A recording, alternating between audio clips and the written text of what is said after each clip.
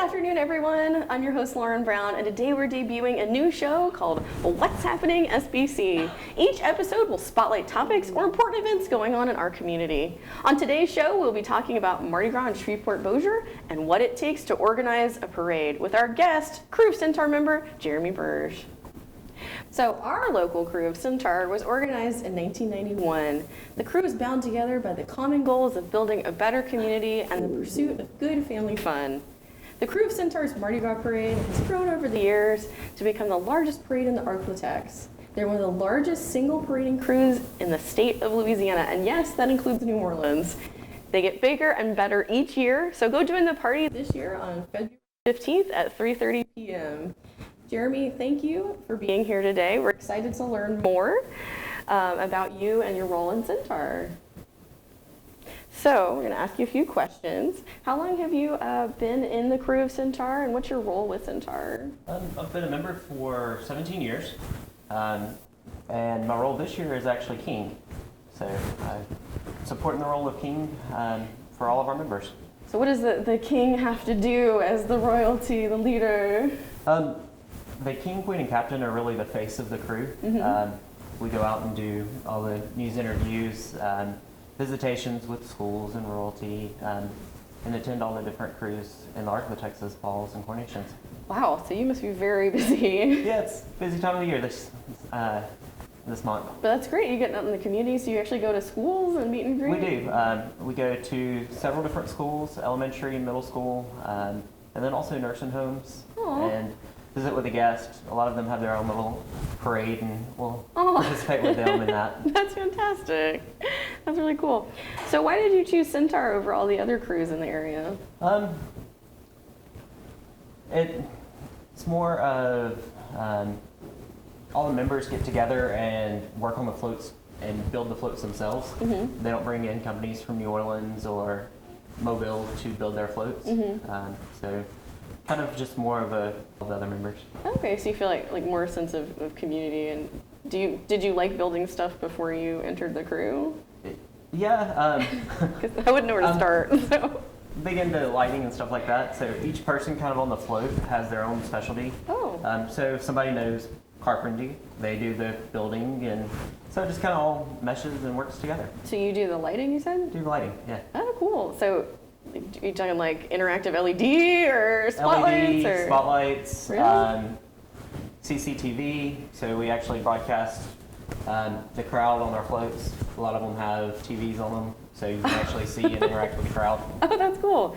And now, so you said you were working in IT. So yes. Does that inform like your lighting? Like, do you Arduino things up, or how does? A little bit of both. I mean, yeah. My actual profession helps. Mm-hmm. So that's cool. Gives you a little bit of inside knowledge. So did you have like a mentor or somebody that worked with you on this, or did you just they're just like, just do it, you're good, dude, just get in there? Just jumped in there and figured it out. That's cool. So how do you guys plan, like as a group, like what your float's going to look like? Do you have like meetings or?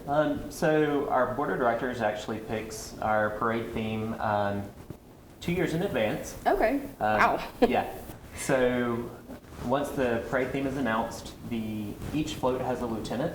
So they're kind of over the float, and they pick out what theme they want to go with that goes with the parade theme for that year, and then we start from there. So have you gotten to be a lieutenant and pick a theme? I actually was the lieutenant of the King's float, I guess probably 5 years ago. So the King isn't his own lieutenant? No. Oh, interesting. I actually have a lieutenant of my float. So. Oh, okay. And I guess we have to wait to hear the theme. We have to go to see the theme, huh? We can't reveal the theme yet, or? It's Centaur Time Travels. Centaur Time. Ooh. So. There's a lot of good stuff with there. I'm hoping some Doctor Who, maybe. I don't know. We'll see. More than likely. You come out to our float loading party and see it up close. And that's exciting. Interact with all the float and float riders. Oh, the Friday before our parade. Really? Friday? Okay, so tell me more about this float loading party. So we open up our doors to all of our den to the public. Wow. Starting at 5:30, the Friday before our parade, so Valentine's Day. And you can walk up and get close to the floats, see how they're constructed, meet the float riders. We'll have some, I think, 4 or 5 food trucks out there. Really? Oh, that sounds like a big party. That's really cool. I didn't know you could go and check it out because you don't get to see them when they go by, so you get to really take it in. And you can see all the details of the float. So we're going to take a short break and see what's going around in town this weekend. Hello everyone, I'm Kayla and this is Get Out of the House. Here are some of the notable upcoming events. On Saturday, February 1st at 8 a.m., the annual Ed Camp in LA will be held right here at BPCC. Teachers from North Louisiana will gather on their day off to learn how to improve their skills. Teachers will learn about new technology, classroom aids, and how to get kids excited about schoolwork. If you'd like to find out more information, go to www.edcampinla.com. A launch party for the 2020 Official Visitor's Guide to Shreveport Bossier will be held at ArtSpace Friday, January 31st at 6 p.m. You're invited to celebrate the launch of the 2020 Official Visitor's Guide to Shreveport Bossier with the Shreveport Bossier Convention and Tourist Bureau. During the party, you can watch a behind-the-scenes video of the photo shoot, meet the photographer and models featured in the guide and video, and grab your copy of the 2020 guide. Light appetizers will be served and a cash bar will be available. Capacity is limited, so reserve your ticket today. Also, on Tuesday, February 4th, the Robinson Film Center is having a Film Prize Junior movie making workshop. Ready to win the Film Prize Junior grand prize? $7,000 would look pretty nice on you. Join them for the second filmmaking workshop and to make your short films and PSAs competition ready. This workshop will focus on production through hands-on activities guided by industry professional as well as filmmaking and editing techniques. Any teachers that attend receive a $10 Starbucks gift card. Students will be entered in a drawing for a pair of Apple AirPods and must be present to win. I'm Kayla Kennedy, now back to the show. Well, I hope you got some good ideas of what you can do this weekend, and we're back with more questions. So, you are the king of the crew. How does one ascend to the place of king? So we are actually nominated by the crew. Every year, the crew nominates couple people for king and queen, and then it is voted on by the membership. So you must be a popular guy then. Yes, so. I'm very humble. But you say you've been doing this quite a while. Yeah. So how long have you been with Centaur? Do you know? 17 years. Wow. I joined back 2002. Oh wow! And then you say you do a lot with the crew as well, right? Correct. I've been a Duke twice, and then served on various committees and helped put on the parade, the ball a couple of times. So. Wow, yeah. So you've earned it. You've worked hard. That's awesome. Yep. So a lot of people haven't had the excitement of being in a parade. Mm-hmm. So what does that feel like when you're, in the moment? It's really hard to describe. The best way that I can describe it is it's like being a rock star for a day. Everybody is yelling at you. Now, granted, most people on all the floats are wearing masks and gloves, so you can't really tell who it is, but, just hundreds of thousands of people yelling at you to throw them something. It's awesome. Once you do it once, you're hooked. So it's like you're leaving your concert hall and everyone's after you. Yeah, pretty much. So, what do you bring, what are your favorite throws? What do you like to put out? Some of my favorites, hula hoops are always fun. Oh, yeah. Anything lighted, crowd loves. And then soft heart for little kids and elderly people. So always have a stash of teddy bears. Oh, that's great. So how do you pick? Because you can't give everybody everything. So how do you know when it's the right time to dish out that hula hoop? A lot of times the crowd will get going, and especially over anything big, and you just make eye contact with somebody and throw it to them. So are you someone who teases? Do you get it out kind of? No. No, you wouldn't. Never. Get them riled up.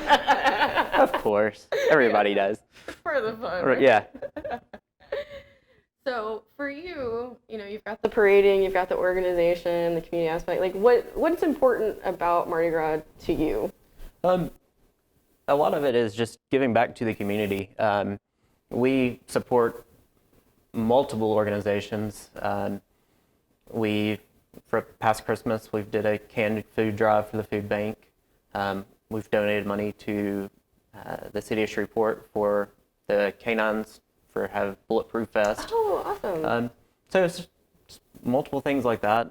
It's just a way to get out and be involved in the community. So it's not just about giving the community this party, it's so much more. It is. That's really cool. We give back year-round. People think Mardi Gras is just February. It's not. It's truly a year-round hobby. Wow, that's really cool.